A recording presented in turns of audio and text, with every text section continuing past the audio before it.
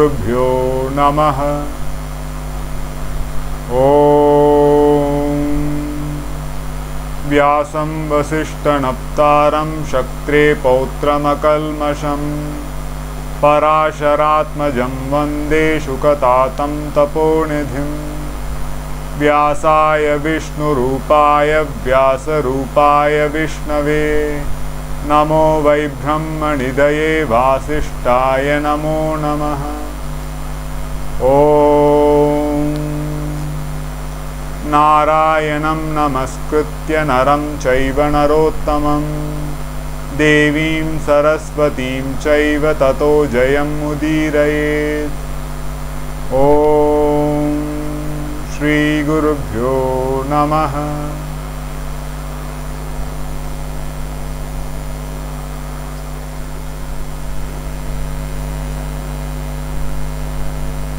Now, at the end of the war, the Kauravas have suffered and the Pandavas have suffered too. Terrible suffering has been inflicted by the war. And all the ladies suffer extremely because all their husbands, sons-in-law, all are dead, not to come back again. Death is a great tragedy. When near and dear ones die, it leaves a tremendous psychological vacuum which cannot be replaced by anything else. And hence, in the Indian tradition,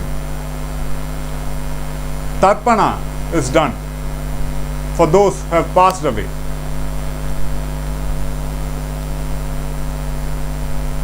And it is decided.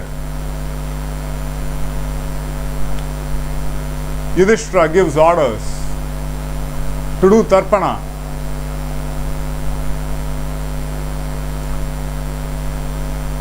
To all the slain, not just the Pandavas or the Kauravas, not just their allies, but their enemies as well. Because the departed have to be taken care of in their journey to the other world. Their bodies have been slain and they have journeyed away out of this earth. And hence Tarpana is done. Jala Tarpana.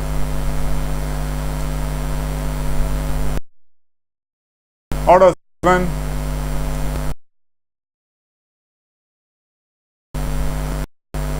The women cry out. They go around looking at the dead and fallen kings, soldiers, chieftains.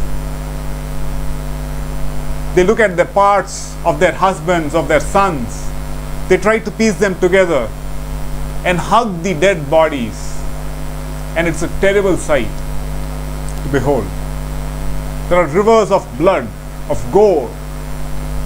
And yet, the women are so, it's a terrible sight to behold. And everybody is moved.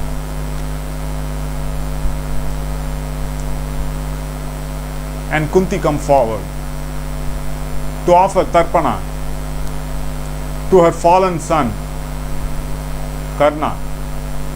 That's when it dawns on the Pandavas, especially Yudhishthira, that Karna, they plotted the murder of Karna, who was their own brother, who knew that the Pandavas were his own brothers.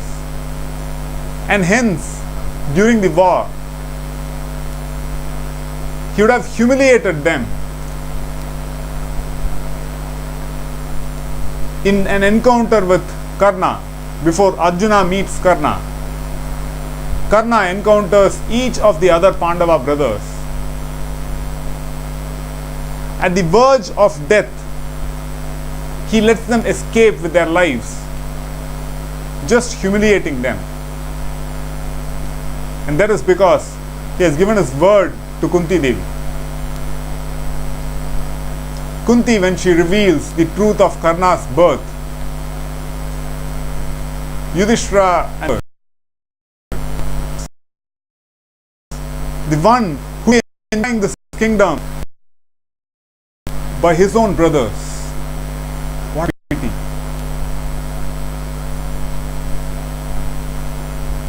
Such is the nature of life. So Yudhishthira is greatly aggrieved, especially on the death of Karna.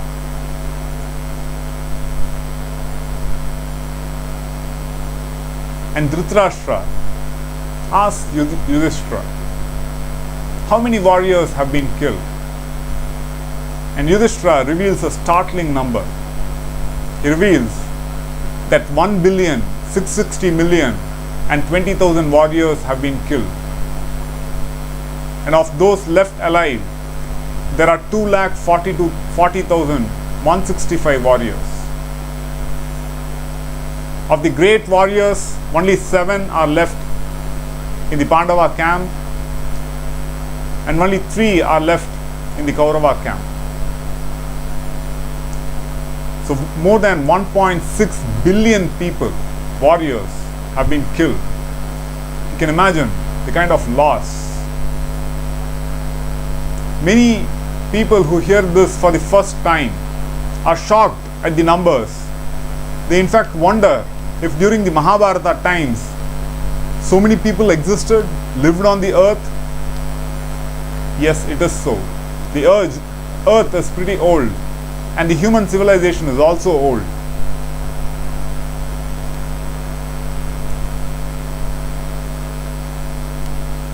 Dhritarashtra further questions Yudhishthira. What has happened to the warriors? Where have they gone, leaving their bodies?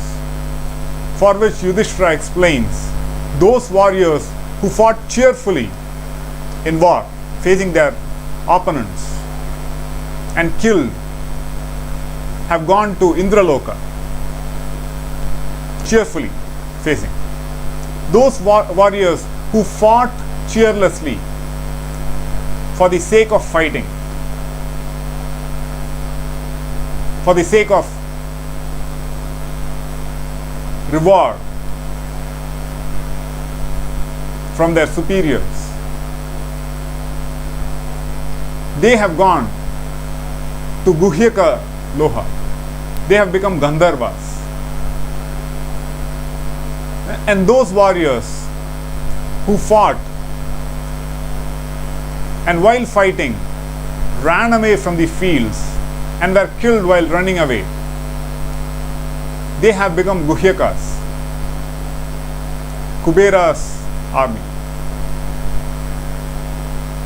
And those warriors who fought, who kept on fighting cheerfully, even after losing their rathas, even after losing all their weapons, and did not run away, did not become cheerless, they have attained to the highest Brahmaloka. All this Yudhishthira reveals. And he has the spiritual vision that Lomasa Maharshi gifted him with during the Tirtha Yatra. Out of that, he is able to see all this, all these various lokas where these warriors have gone to. So life does not end with the death of the body. The body is left behind on earth, but life continues. So the actions we do here matter so much in the worlds to come. If we live cheerfully, facing the challenges of our life, that has a very positive effect. If we live cheerlessly, if we do our actions for a different effect, we act because of fear, it has a very low effect. So how we conduct ourselves, our actions here on earth, has a tremendous bearing on the results that come hereafter.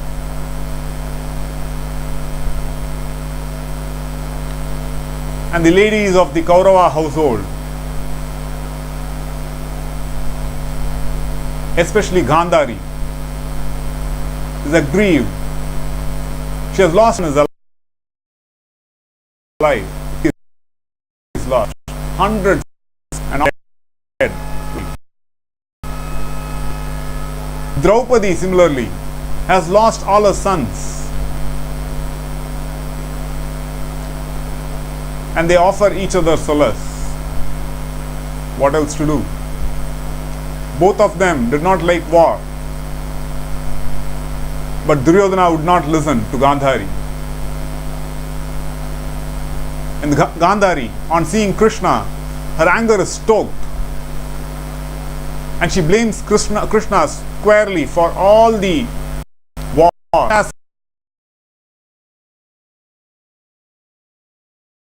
My clan has perished. You and your clan will perish. Exactly 36 years from now. Krishna, in all humility, accepts Gandhari's curse. But he rebukes her, saying, "You did not control your son. Your son was wicked, evil. You did not control him on time. And now you are blaming me for this episode. It is you who have to take responsibility for this." And that is true. Had the mother brought up her child with appropriate knowledge of dharma, this would not have happened. Duryodhana would not have been capable of doing this. So partly, it's his parents who are responsible for this. In fact, in whole, they are responsible.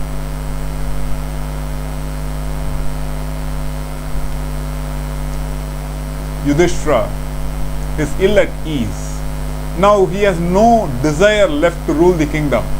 He is not happy, and especially after Karna's death. After knowing about Karna, he is not at all happy.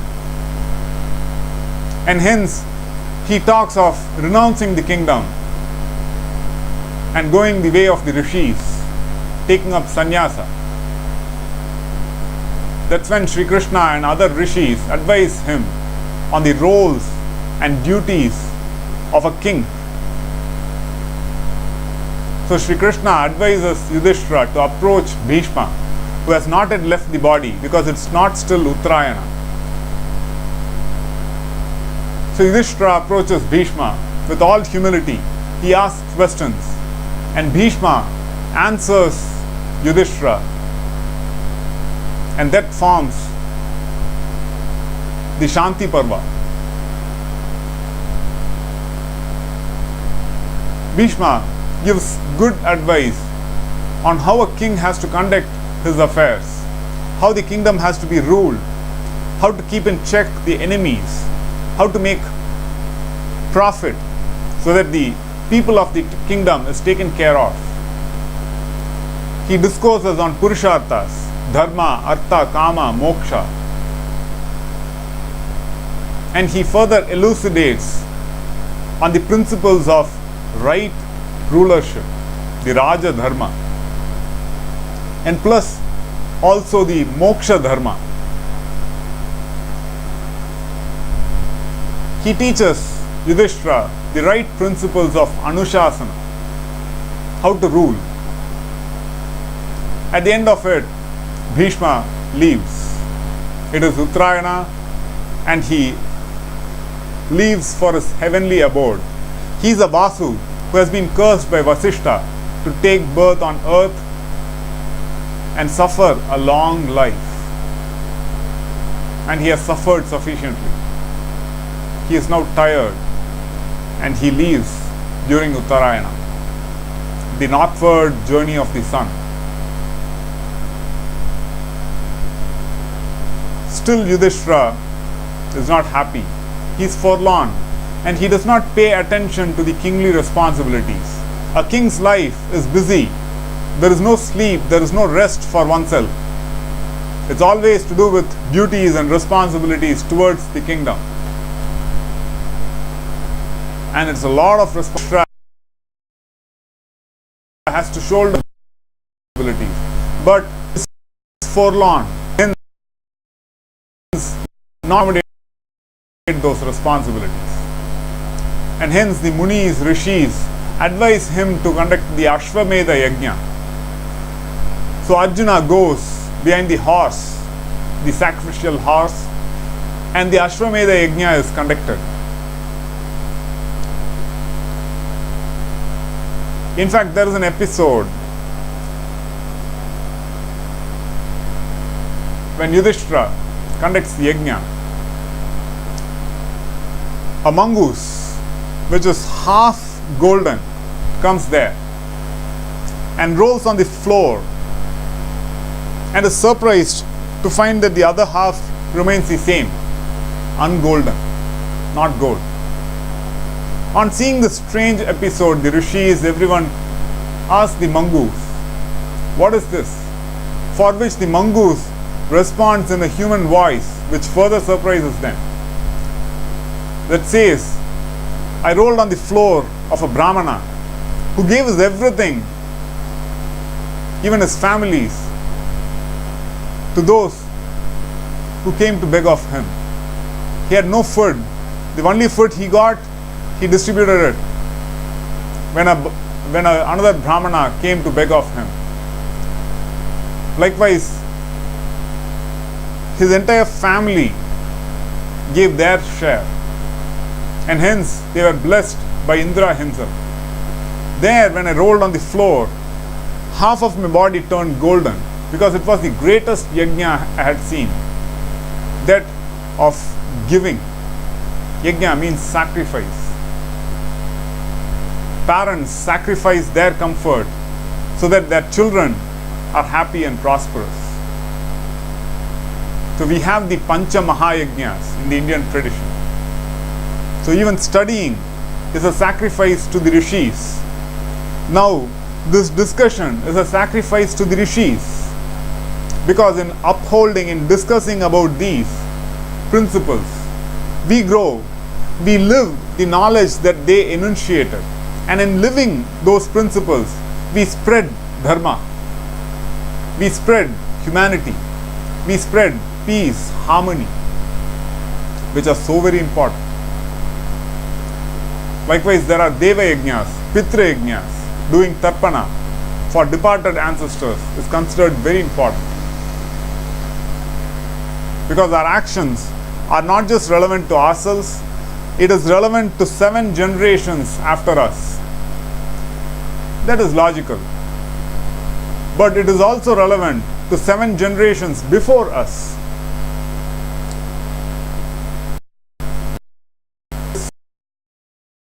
Tremendous in this observation. But because of our current background or lack of background, we find it difficult to accept these. But these have been initiated by the rishis, and that cannot be wrong. The rishi vakya is never wrong. Maybe our sight or insight is limited, and hence we are not able to appreciate these things. So the Ashwamedha Yajna is successfully conducted, and Raja Yudhishthira is finally doing what needs to be done. He is a proper ruler. In the meantime, Krishna and his clan have moved again to Dwaraka. And there, Uddhava, a great devotee of Krishna, knows of the happenings and plans to leave. So Krishna advises him to go and study with Rishi Maitreya.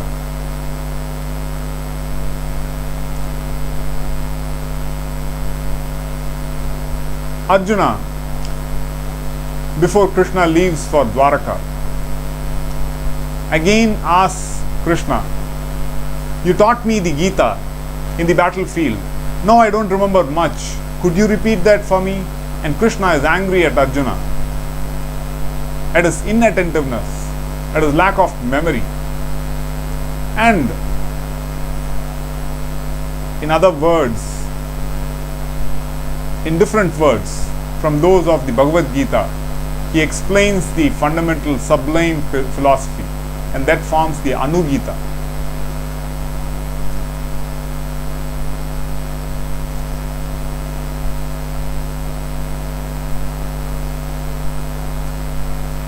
Now the poor parents of Duryodhana, the Kauravas, Dhritarashtra and Gandhari, have no one to take care of them. But Yudhishthira is more than a son. He takes extreme care to not to hurt them, to take good care of them, and yet they are unhappy.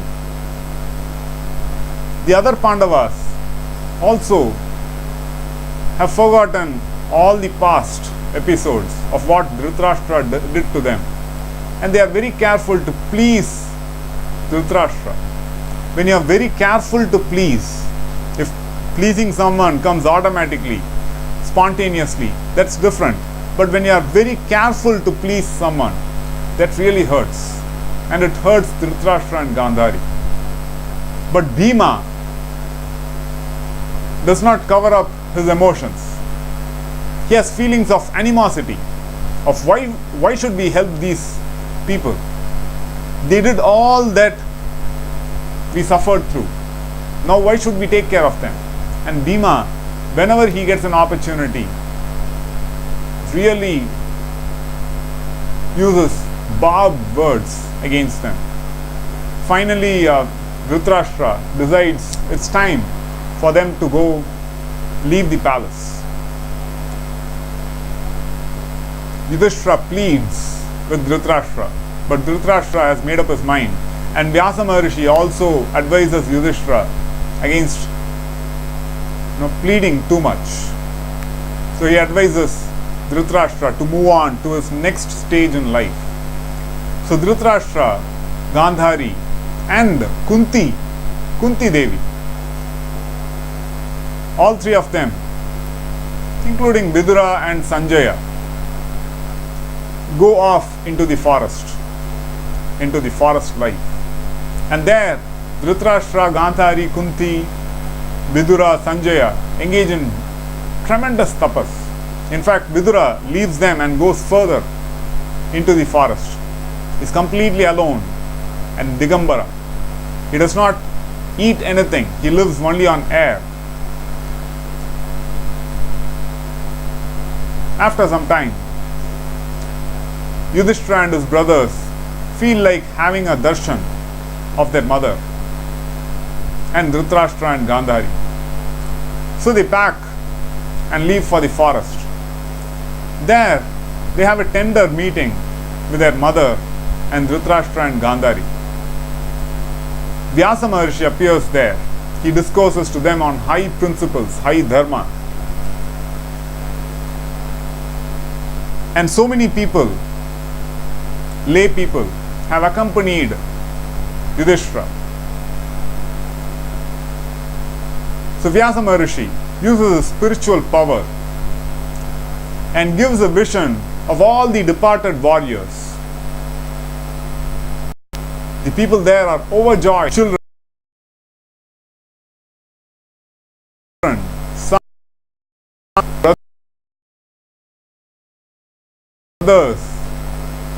brothers-in-law, sons-in-law.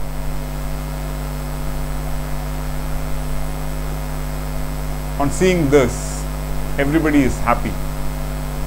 And Vyasa Maharishi further gives permission to those who want to join their husbands, and they enter the water. Others go back to Hastinapura.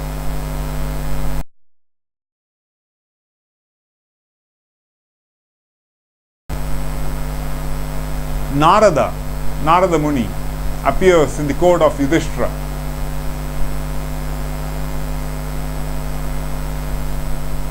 He says that finally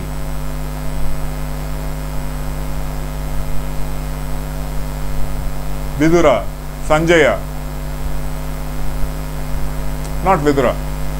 Sanjaya, Dhritarashtra, Gandhari, and Kunti have met their fate, have died in the forest fire that was caused by Dhritarashtra's own sacrificial fire that spread in the forest, and their bodies were consumed in the forest fire.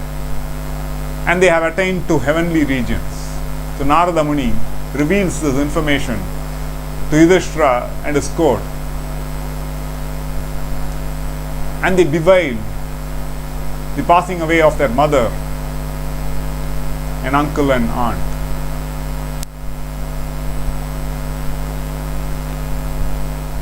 When Yudhishthira goes to meet Dhritarashtra in the forest earlier, he happens to come across Vidura, who, using his spiritual energy, merges his powers with Yudhishthira. He enters Yudhishthira's person, and immediately Yudhishthira finds a surge in his energies, in his mental clarity, because Vidura is so far advanced, and both of them are amshas of Yamadharmaraja. So Vidura merges into Yudhishthira. So years pass by,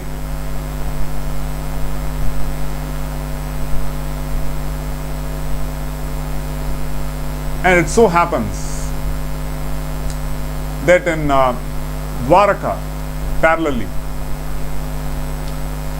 Rishis visit that land, Vishwamitra and others. And Krishna's son Sambha is dressed up as a girl with a belly, and other youth, young fellows, ask the Rishis, will a boy or a girl be born to this woman? For which the Rishis, in anger, curse that an iron club will be born to him, Samba. And the youth are perturbed. They go back to Balarama and Ugrasena, and as the Rishis had cursed, an iron club is born to them. Balarama advises them to crush the iron club to powder those seeds, sea grass with cutting edges. And the top portion of the iron club is pointed like an arrow which cannot be crushed, and hence it's sunk into the ocean. That is eaten by a fish, and the fish is caught in a net, and on cutting open the fish's belly, a hunter is given that arrowhead. It so happens Krishna sees the omens pointing towards the end of the chapter of the Yadavas, his clan, Bhojas, Andhakas, Vrishnis. So they plan to go on a pilgrimage to Prabhasa. And there, Satyaki and Kritavarman, everybody is drunk, and Satyaki picks up a fight with Kritavarman. Satyaki accuses Kritavarman of support to the adharmic Duryodhana, and Kritavarman is enraged, and it becomes a fight not amongst individuals but against clans. All of them fight to their death, and they have a boon that others cannot kill them. And the eraka weeds that grow are used as swords, and they kill each other. Balarama, on seeing this, gives up his body in meditation, and a serpent emerges out of him and merges into the sea, because he is Anantasesha, Balarama, Adisesha. And Krishna wanders and lies down, and he is pierced by the arrowhead by a hunter who mistakes him for a deer. And Krishna leaves.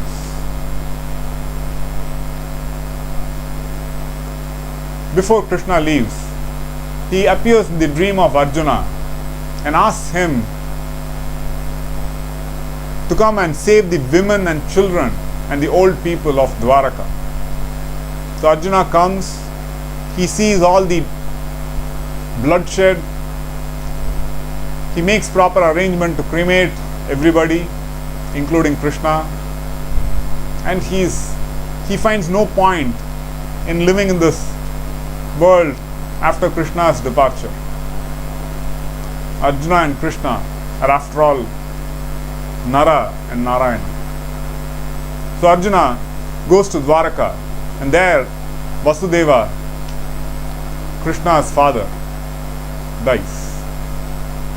It's a heart-rending scene.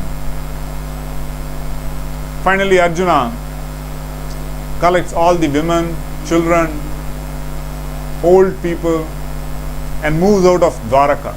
As they proceed out of Dwaraka, Dwaraka is engulfed by the sea and drowns under the sea.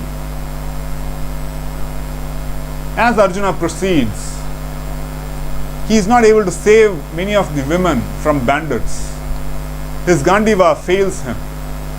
He sees that he is not the old Arjuna. He no longer has the powers. It's been 36 years after the war, and hence he is disappointed. And on the way, Agni and Varuna appear to him and ask of him the return of Gandiva, and Arjuna has to return them back. And they return back to Indraprastha, to the court of Yudhishthira, and the Yadavas, are given separate place to rule from.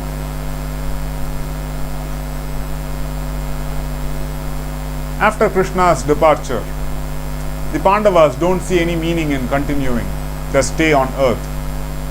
So they hand over the kingdom and responsibilities to Parikshit, the grandson of Arjuna, the son of Abhimanyu. In fact, Parikshit is saved by Shri Krishna miraculously after Ashwathama releases his Brahmashira for the destruction of the Pandavas. It consumes every fetus. But Krishna resolves to save Parikshit so that the Pandava clan can continue, the Kuru clan can continue. For this, Ashwathama is severely his forehead, and he is by Krishna and Vyasanji. But he would be without companions, as he had made others destitute of companions. So it is said that Ashwathama still roams the earth, though in a very cheerless, destitute, and despicable state. For nobody is his companion.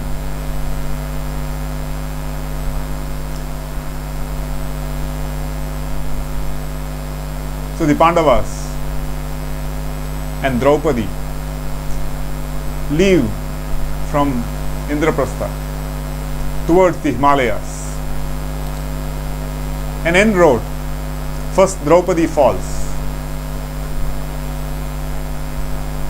Without turning their heads back,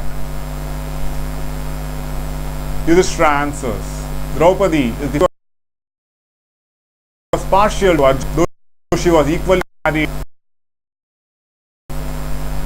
Then next, Sahadeva falls, and Yudhishthira answers that he was proud of his wisdom and knowledge, and that pride is the cause of his downfall. And then Nakula falls, dead. Yudhishthira answers He was too proud of his handsome features. Nakula is supposed to be the most handsome personage in the whole of Mahabharata. He is dark and handsome, extremely dark and handsome. Arjuna falls. Yudhishthira answers. Arjuna was too proud of himself, of his power, of his ability. Then Bhima falls, and Yudhishthira says, "You were too conceited about your own strength." And finally, all that is left is the dog that accompanied them throughout the journey. And the doors of heaven open up. And Yudhishthira wants the dog to accompany him into heaven, for which the residents of heaven do not permit that. Then Yudhishthira says, "Without the dog, I am not coming." And the dog is transformed into Yama Dharmaraja. And Yama blesses Yudhishthira that even until the last moment he has been dharmic. When Yudhishthira reaches Svarga, there he goes to heaven, and there is Duryodhana, everybody. But he does not find his brothers. So he is led to hell, where he finds his brothers and Draupadi. And he is shocked. But he decides he will live there. On seeing this, on seeing the dharma and purity of Yudhishthira, the whole place is transformed into heaven. And it is explained to him that in heaven, the frailties and enmities of humanity does not exist. So Duryodhana enjoys first his punya, then he will suffer his papa, because his papa is long. The list is long.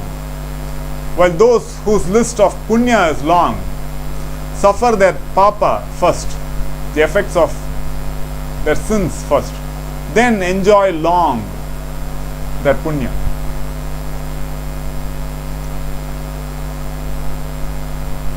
With this, we see the great Bharata, which teaches us so much about dharma. All these characters, all these qualities one can look at within oneself. All these conflicts, these go on. We live Kurukshetra daily within ourselves. How do we face the challenges of our life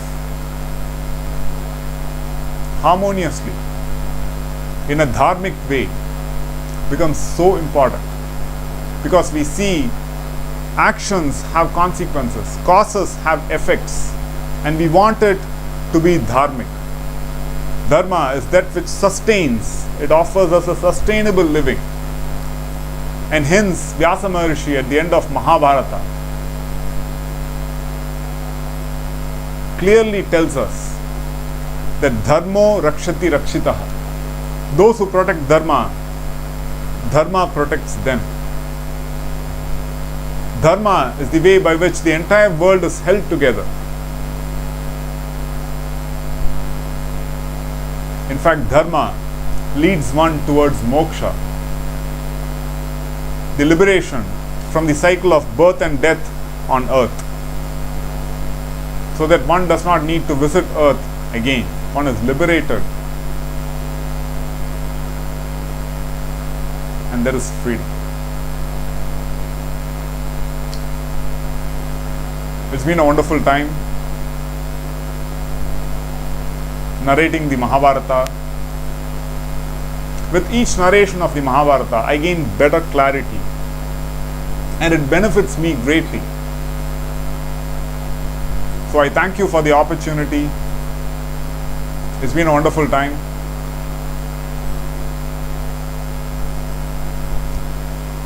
Om Shri Gurubhyo Namaha.